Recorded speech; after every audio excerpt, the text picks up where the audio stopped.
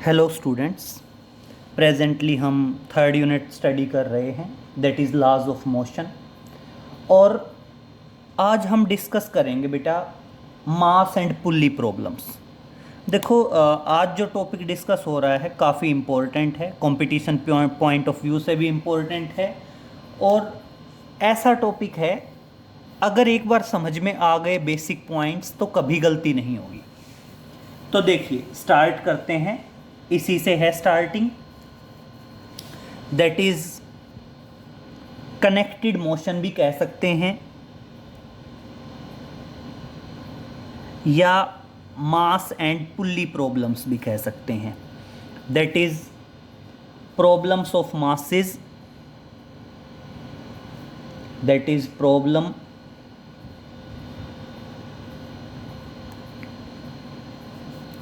of masses and pulley, of masses and pulley। Clear?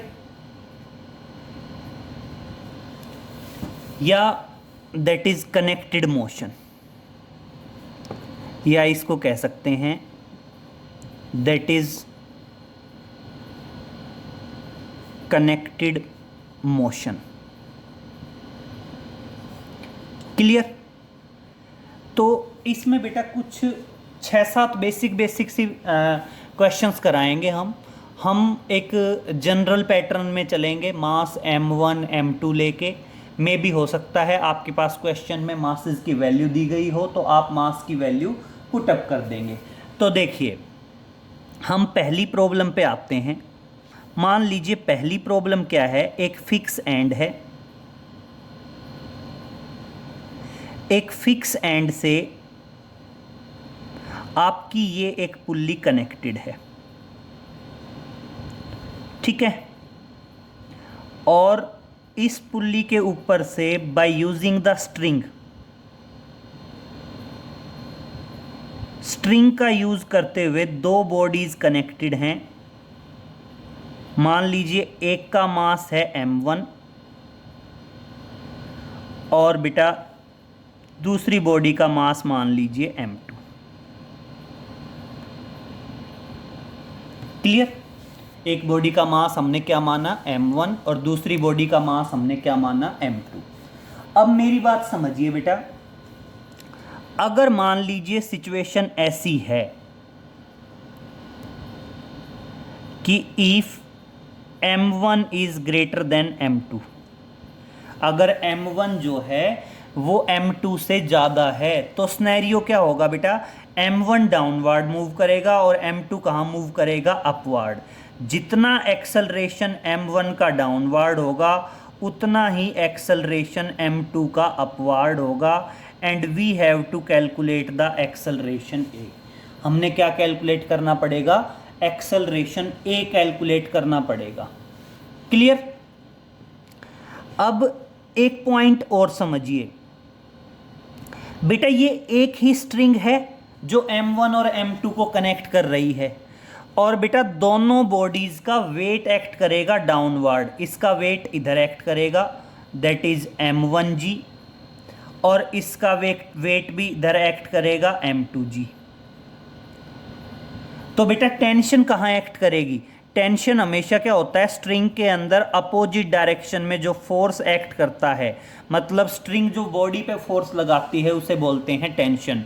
और अगर बेटा एक ही स्ट्रिंग है तो उस एक स्ट्रिंग के अंदर हर एक पॉइंट पे टेंशन की वैल्यू क्या होती है, सेम होती है।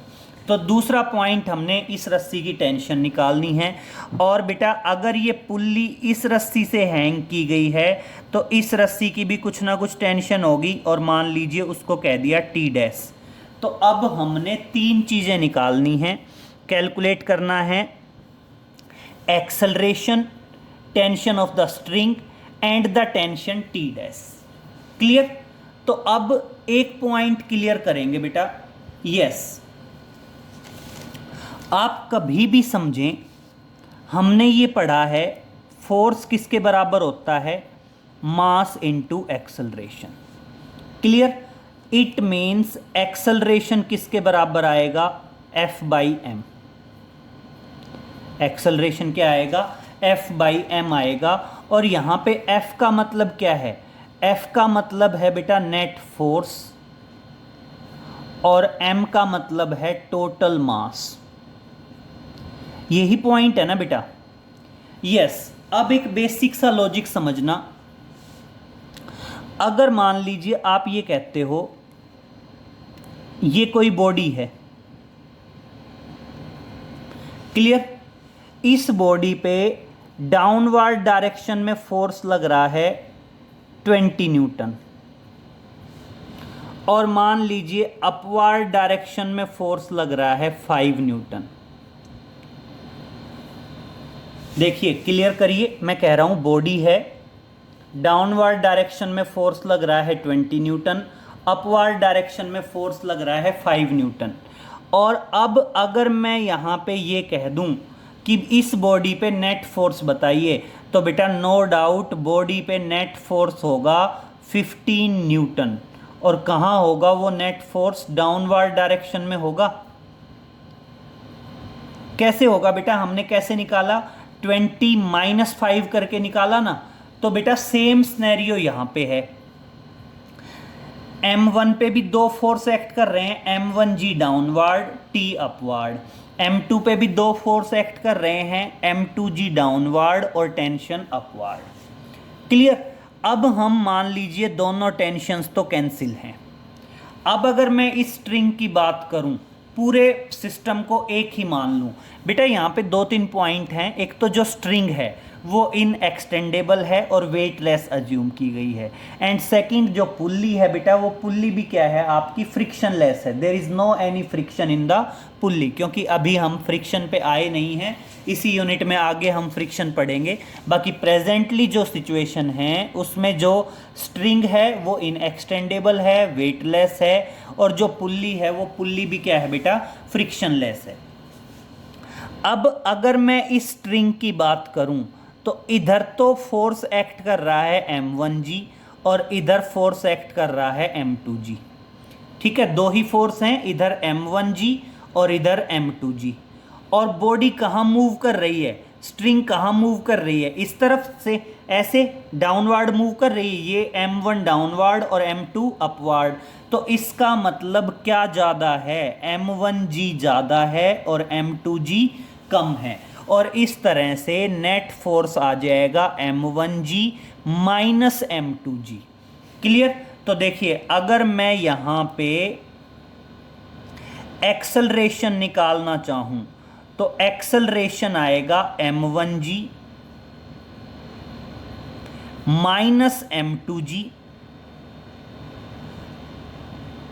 ये तो किसको रिप्रेजेंट करेगा बेटा, नेट फोर्स को रिप्रेजेंट करेगा। और पूरे सिस्टम का टोटल मास, बेटा ये जो कंप्लीट मोशन है, इस कंप्लीट मोशन में M1 बॉडी भी इंक्लूड है, M2 बॉडी भी इंक्लूड है, और इसलिए पूरे सिस्टम का मास क्या हो जाएगा, M1 प्लस M2 हो जाएगा। क्लियर। तो अगर मैं यहाँ से G कॉमन ले लूँ तो ये ऐसे लिखा जा सकता है, M1 minus M2 into G, और अपॉन क्या आ गया बेटा, M1 प्लस M2 आ गया। क्लियर। और ये किसको रिप्रेजेंट करेगा, ये रिप्रेजेंट करेगा एक्सेलरेशन ऑफ द सिस्टम, आपके सिस्टम के एक्सेलरेशन को रिप्रेजेंट करेगा। क्लियर। और अगर बेटा स्नैरियो ऐसा होता कि M2 बॉडी का मास ज़्यादा होता, M1 का कम होता, तो नेट फोर्स क्या आ जाता, तो पूरा सिस्टम इधर मूव करता, M2 डाउनवर्ड M1 अपवर्ड, और उस टाइम पे नेट फोर्स क्या आता, M2G माइनस M1G आ जाता। और सिस्टम का मास तो सेम रहना था क्योंकि दोनों बॉडी मूव करनी थी, तो M1 प्लस M2 आना था। अब बात आती है बेटा टेंशन T के लिए। यस, अब समझिए टेंशन T के लिए मैं फ्री बॉडी डायग्राम बनाऊंगा, चाहे मैं M2 का फ्री बॉडी डायग्राम बना लूं, चाहे मैं M1 का फ्री बॉडी डायग्राम बना लूं। तो देखो बेटा फ्री बॉडी डायग्राम कैसे बनाओगे, समझिए। फ्री बॉडी डायग्राम की बात करता हूं। फ्री बॉडी डायग्राम में क्या आएगा, मान लीजिए मैं यहां पे कहता हूं कि भाई M2 का फ्री बॉडी डायग्राम बना रहा हूं, दैट इज FBD। FBD का मतलब क्या है? Free body diagram. Free body diagram का मतलब क्या है? मैं M2 बॉडी को सेपरेट कर रहा हूं। क्लियर? अब बेटा देखना, M2 बॉडी पे weight acting downward, M2G, tension acting upward. और बेटा ये M2 बॉडी जा कहां रही है? अपवर्ड डायरेक्शन में मूव कर रही है ना। ये M2 बॉडी कहां मूव कर रही है? अपवर्ड डायरेक्शन में मूव कर रही है।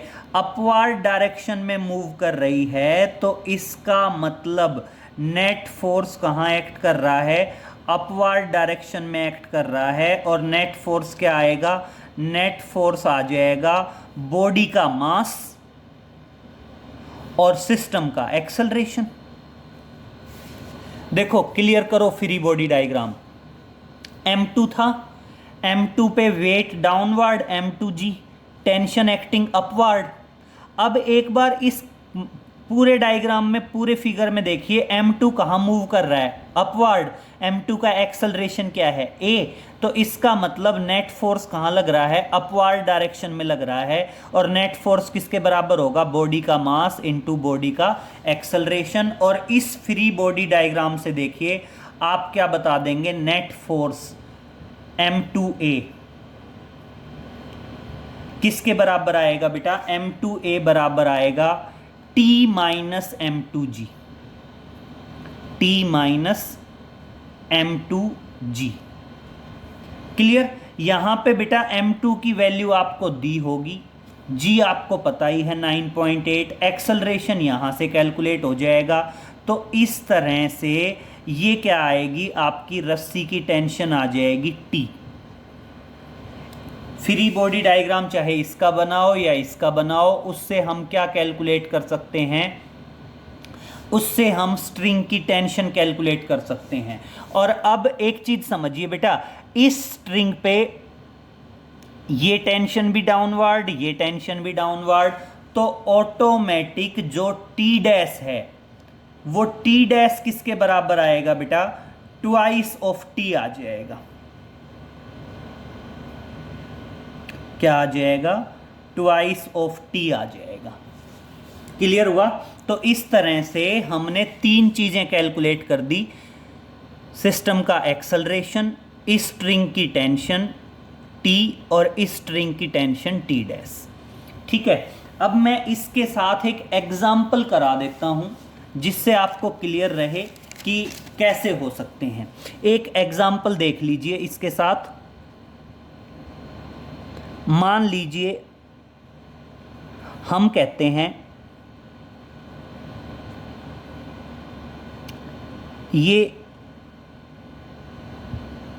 स्ट्रिंग है और इसके ऊपर से बेटा मान लीजिए ये दो बॉडी हैं।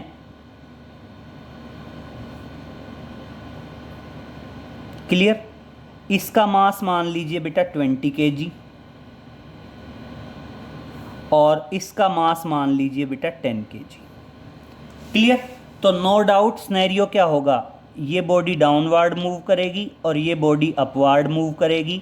पूरे सिस्टम का एक्सेलरेशन A होगा। बेटा दोनों तरफ टेंशन कहाँ एक्ट करेगी? अपवर्ड एक्ट करेगी।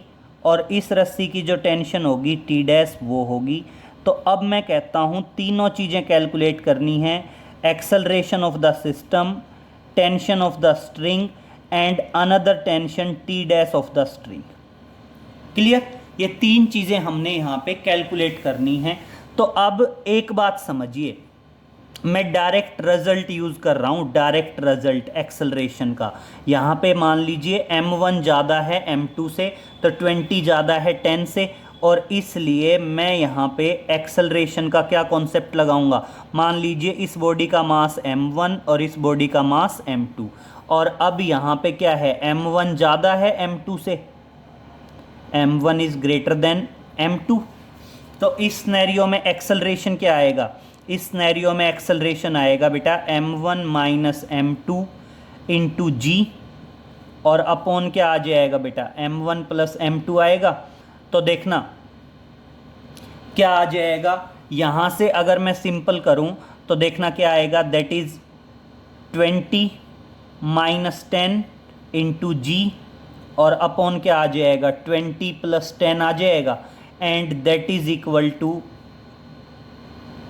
10/30 जी, एंड कितना आ जाएगा, that is g/3 metre per second square. चाहो तो यहाँ पे g की वैल्यू रख सकते हैं, g यहाँ पे क्या है, एक्सेलरेशन ड्यू टू ग्रेविटी है, ठीक है।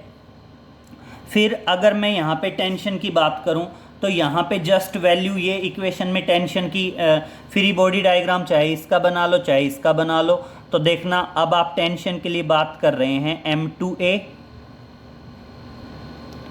Is equal to T minus m2g। मैंने टेंशन निकालनी है तो m2 की वैल्यू मान लीजिए कितनी है, 10।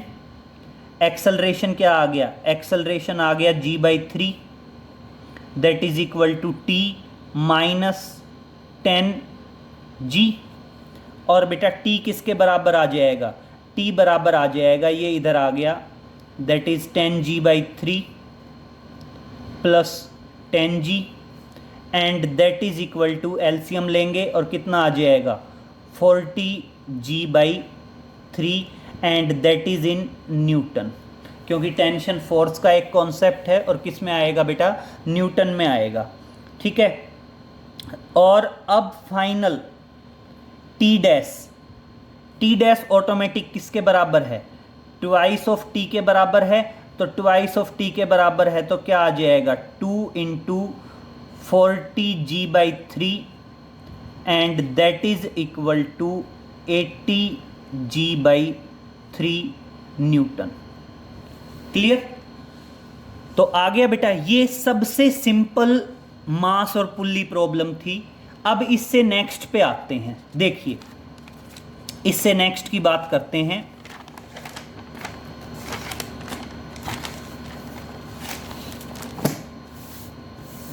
नेक्स्ट देखिए, अगर मान लीजिए सिचुएशन इस बार ये हो,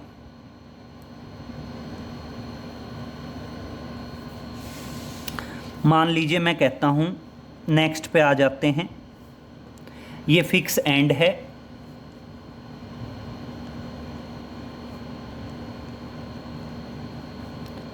फिक्स एंड से ये कोई पुल्ली है,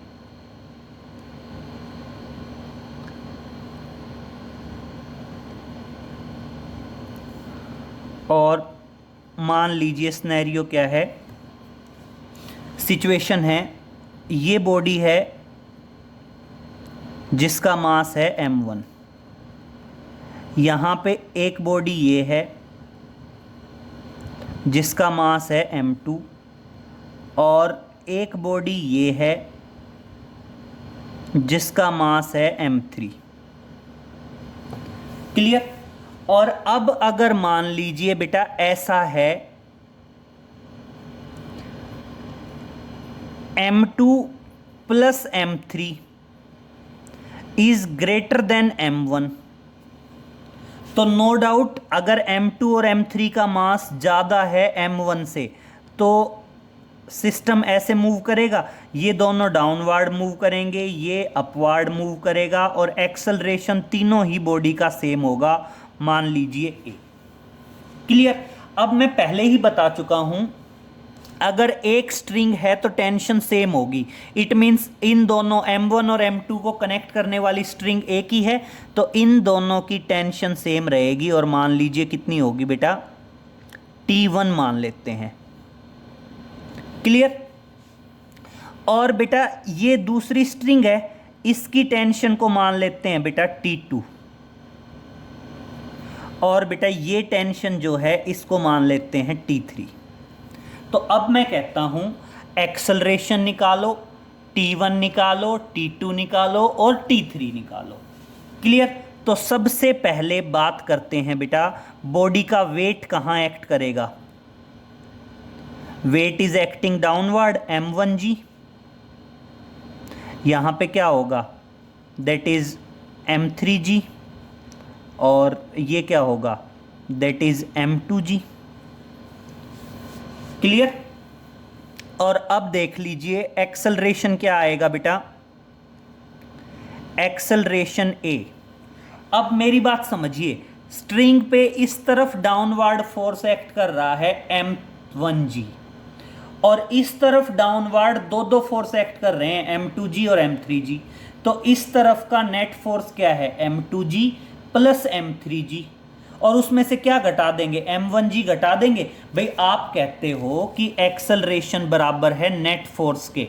अब बेटा इधर तो दो फोर्स एक्ट कर रहे हैं डाउनवर्ड और इधर एक, तो नेट क्या आएगा, इन दोनों को जोड़ के उसमें से ये घटा दें तो नेट फोर्स क्या आ जाएगा, नेट फोर्स आ जाएगा m2g plus m3g minus m1g, और mg कॉमन ले लें तो m2 plus m3 minus m1, और इनटू क्या आ गया बेटा g, और अपॉन पूरे सिस्टम का मास। और बेटा सिस्टम में इस बार तीनों चीजें हैं, m1 भी, m2 भी, m3 भी, तो पूरे सिस्टम का मास क्या आ जाएगा, m1 plus m2 plus m3। Clear. और ये क्या आएगा, पूरे सिस्टम का एक्सेलरेशन आएगा। ये क्या आएगा, पूरे सिस्टम का एक्सेलरेशन आएगा। अब बात करते हैं बेटा, मान लीजिए पहले टेंशन T1 की बात करते हैं। बेटा टेंशन T1 के लिए M1 का फ्री बॉडी डायग्राम बनाओ। मैं फ्री बॉडी डायग्राम बनाता हूं। FBD का मतलब है फ्री बॉडी डायग्राम, किसका, M1 का। तो देखिए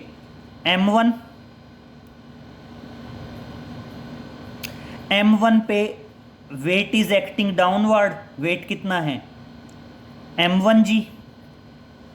tension T1 is acting upward, tension T1 कहां एक्ट कर रही है बेटा, अपवर्ड एक्ट कर रही है। और अब देख लीजिए, अगर मैं इसके ऊपर टोटल फोर्स की बात करूं तो ये बॉडी अपवर्ड मूव कर रही है, और टोटल फोर्स कहां एक्ट कर रहा है, टोटल फोर्स अपवर्ड एक्ट कर रहा है। और वो टोटल फोर्स किसके बराबर होगा, बॉडी का मास और बॉडी का एक्सेलरेशन। तो इस तरह से इक्वेशन क्या आ जाएगी, इस तरह से नेट फोर्स किसके बराबर होगा, m1a बराबर होगा T1 माइनस m1g। और अगर हम इस इक्वेशन को सॉल्व करेंगे तो किसकी वैल्यू निकल जाएगी, टेंशन T1 की वैल्यू निकल जाएगी, निकलेगी टेंशन T1 की वैल्यू। और अब एक चीज़ देखिए, टेंशन T1, तो इसलिए टेंशन जो T3 होगी, जो T3 टेंशन होगी, वो T3 टेंशन किसके बराबर आएगी, twice of the tension T1 आएगी। जो T3 टेंशन होगी वो क्या आएगी, twice of the tension T1 आएगी। क्लियर। और अब फाइनल बात करते हैं बेटा T2 की। T2 टेंशन के लिए फ्री बॉडी डायग्राम बनाएंगे F3 का। तो देखिए दोबारा आ जाते हैं, that is free body diagram. और फ्री बॉडी डायग्राम किसका बना लेते हैं, M3 का। तो देखिए बहुत ध्यान से, मैंने फ्री बॉडी डायग्राम बनाया M3 का। अब देखें जरा, M3 पे weight is acting downward, weight क्या है, that is m3g। Clear. And बेटा tension T2 is acting upward, जो टेंशन T2 है वो कहां एक्ट कर रही है बेटा, अपवर्ड एक्ट कर रही है टेंशन T2। और अब देखिए ये जो बॉडी M3 है ये कहां मूव कर रही है, डाउनवर्ड, डाउनवर्ड मूव कर रही है। तो इसका मतलब जो नेट फोर्स लग रहा है वो नेट फोर्स कहां लग रहा है, डाउनवर्ड लग रहा है। और नेट फोर्स क्या आएगा, बॉडी का मास इनटू बॉडी का एक्सेलरेशन। और एक्सेलरेशन तो तीनों ही बॉडीज का सेम है। और अब देखना इक्वेशन क्या बनेगी, जो नेट फोर्स है m3a, वो नेट फोर्स किसके बराबर आएगा, m3g माइनस T2 के बराबर आएगा। और सॉल्व करके किसकी वैल्यू निकल जाएगी, टेंशन T2 की वैल्यू निकल जाएगी। क्वेश्चन में आपको वो m1, m2, m3 की वैल्यू देगा। जी हमें पता ही है 9.8, कैलकुलेशन कम करने के लिए राउंड फिगर में 10 भी ले लेते हैं। और इस तरह से इस इक्वेशन को सॉल्व करके टेंशन T1 की वैल्यू निकलेगी, यहाँ T1 की वैल्यू रखो, T3 की वैल्यू आएगी, इस इक्वेशन को रख के और T2 की वैल्यू निकाल सकते हैं।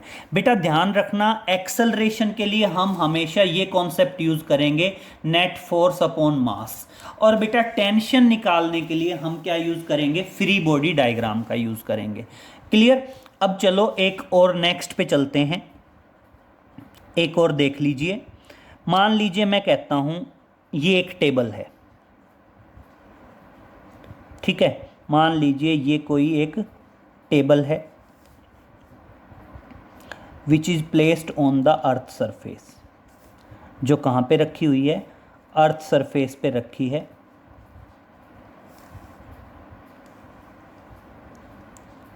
इसके ऊपर एक बॉडी रखी है जिसका मास है m, जिसका मास क्या है बेटा, m। और अब मैं क्या कर रहा हूं बेटा, ये सरफेस फ्रिक्शनलेस है, एक पुल्ली यहां पे है, और बेटा मान लीजिए एक पुल्ली यहां पे है, ठीक है। अब ये बॉडी यहां से कनेक्टेड है, और मान लीजिए ये बॉडी यहाँ से कनेक्टेड है, और मान लीजिए इधर जो मास हैंग है वो मान लीजिए m1 है, और इधर जो मास हैंग है वो मान लीजिए m2 है, ठीक है।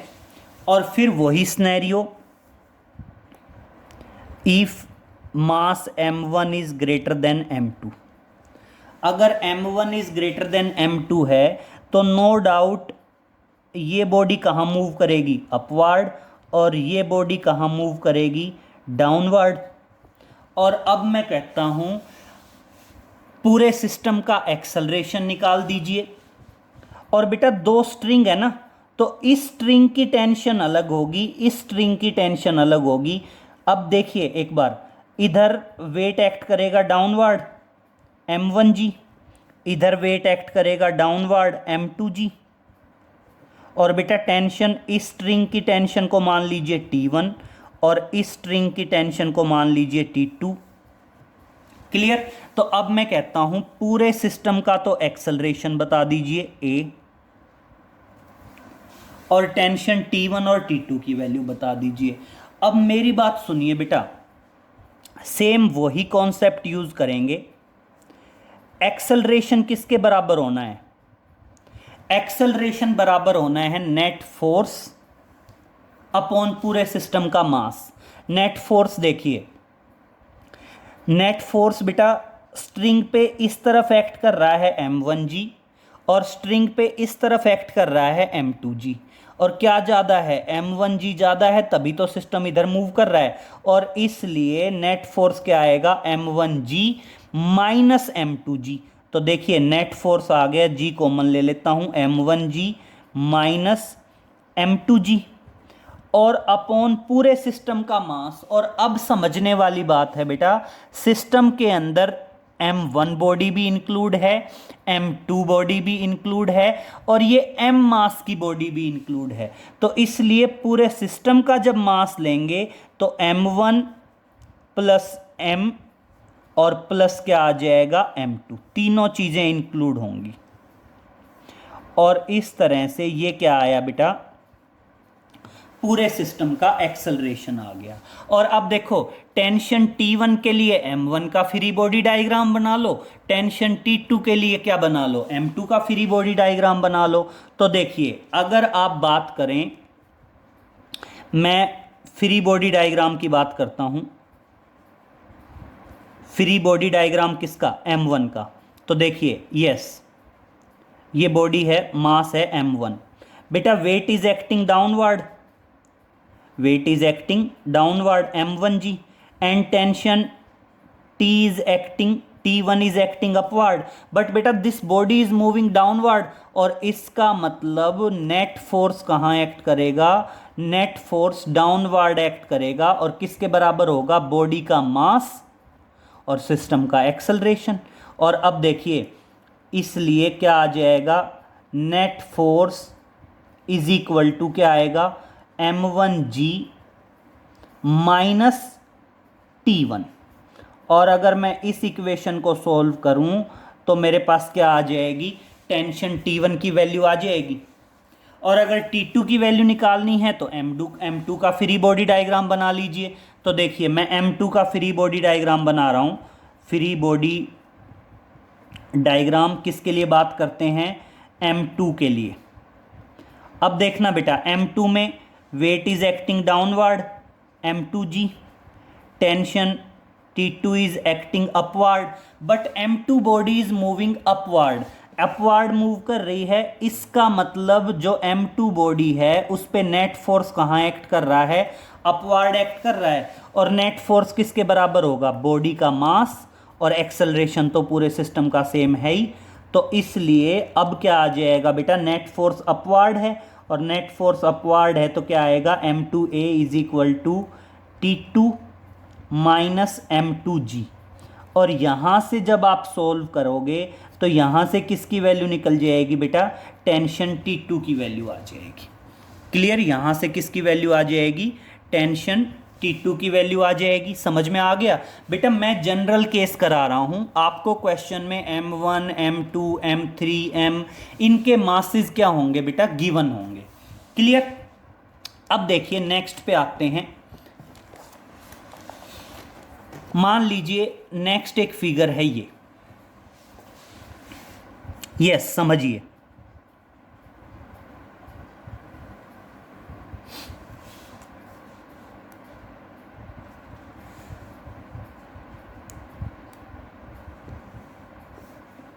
मान लीजिए इस तरह से कोई इंक्लाइंड सरफेस है, और इस इंक्लाइंड सरफेस पे मान लो यहां एक पुल्ली है, ठीक है। और अब एक बॉडी तो इधर है, मान लीजिए ये एंगल है थीटा, ये बॉडी है एक जिसका मास मान लीजिए M2, और यहाँ पुल्ली के थ्रू, और मान लो ये बॉडी हैंग है M1। और अब मेरी बात समझिए, बहुत इंपॉर्टेंट पॉइंट है, ढंग से देखिए। मान लीजिए अगर कोई इंक्लाइंड सरफेस होता है, यस, अगर इंक्लाइंड सरफेस है और ये एंगल थीटा है, तो इधर जो फोर्स एक्ट करेगा, इधर वाला फोर्स होगा M2g साइन थीटा, और इधर तो नो डाउट क्या एक्ट करेगा, M1g एक्ट करेगा। और ये स्ट्रिंग एक ही है तो टेंशन क्या होगी, T। और अब यहाँ पे क्या होगा बेटा, आपको M1 गिवन होगा, M2 गिवन होगा, और थीटा गिवन होगा। और यहाँ पे आप कैलकुलेट करके देखेंगे कि M1g ज़्यादा है या M2g साइन थीटा ज़्यादा है। मतलब पूरी वैल्यू रखेंगे, g की वैल्यू, थीटा की वैल्यू, और सोल्व करेंगे। और अगर मान लीजिए ऐसा होता है कि M1g ज़्यादा है M2g साइन थीटा से, तो उस टाइम पे आपका एक्सेलरेशन क्या आएगा, नेट फोर्स। अब देखो इधर तो फोर्स लग रहा है M2g साइन थीटा, इधर फोर्स लग रहा है M1g, और हमने कह दिया अगर M1g ज़्यादा है तो नेट फोर्स क्या आ जाएगा, नेट फोर्स आ जाएगा M1g minus M2g sine theta, और अपॉन पूरे सिस्टम का मास, और सिस्टम में दोनों बॉडीज इंक्लूड होंगी, M1b और M2b। और इस तरह से ये क्या आएगा बेटा, नेट एक्सेलरेशन आ जाएगा। इस तरह से ये क्या आ जाएगा, नेट एक्सेलरेशन आ जाएगा। और मेरी बात समझ लीजिए बहुत ध्यान से, यस, अगर स्नैरियो ऐसा होता कि M2g साइन थीटा ज़्यादा होता तो एक्सेलरेशन क्या आ जाता, M2g sine theta minus M1g आ जाता। लेकिन मास तो M1 प्लस M2 ही रहना था। टेंशन T निकालने के लिए चाहे इसका फ्री बॉडी डायग्राम ले लो, चाहे इसका फ्री बॉडी डायग्राम ले लो, कोई फ़र्क नहीं पड़ रहा।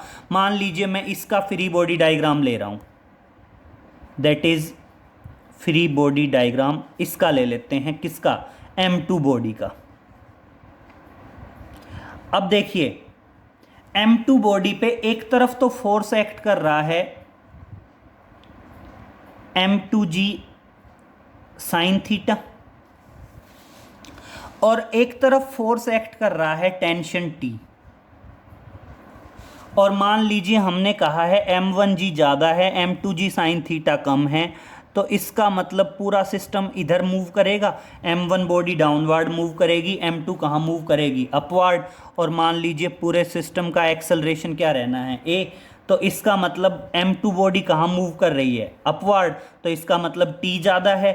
और नेट फोर्स कहाँ लग रहा है, अपवर्ड डायरेक्शन में लग रहा है नेट फोर्स अपवर्ड डायरेक्शन में लग रहा है, तो नेट फोर्स क्या किसके बराबर होगा, बॉडी का मास और बॉडी का एक्सेलरेशन तो पूरे सिस्टम में सेम है ही।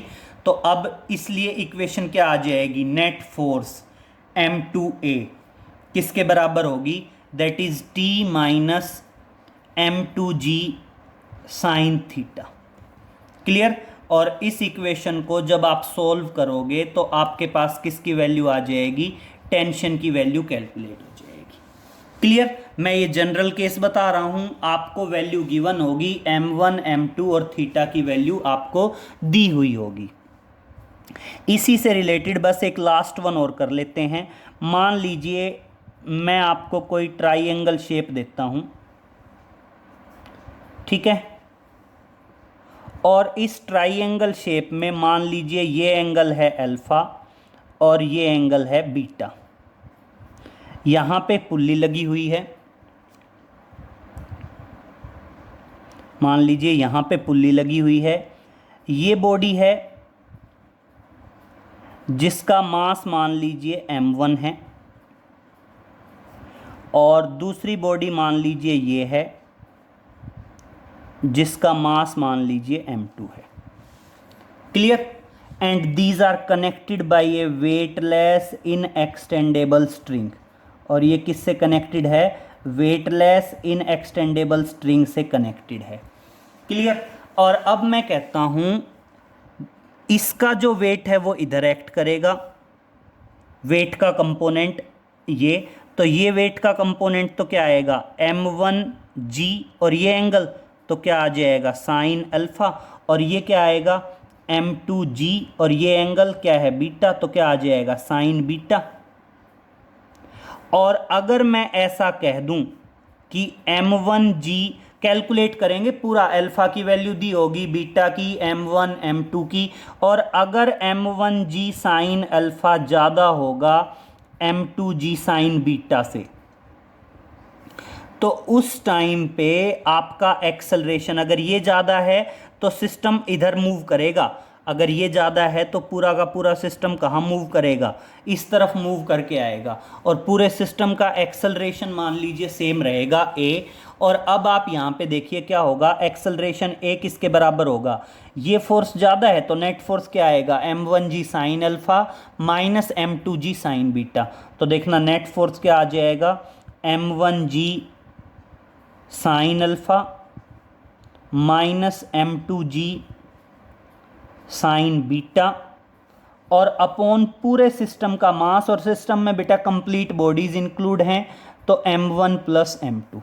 और इसको अगर आप सोल्व करोगे तो आपको ये क्या मिलेगा, पूरे सिस्टम का एक्सेलरेशन मिल जाएगा। और एक चीज़ और ध्यान रखेंगे, अगर M2G साइन बीटा ज़्यादा होगा तो नेट एक्सेलरेशन के लिए नेट फोर्स क्या आएगा, M2G sine beta minus M1G sine alpha आ जाएगा।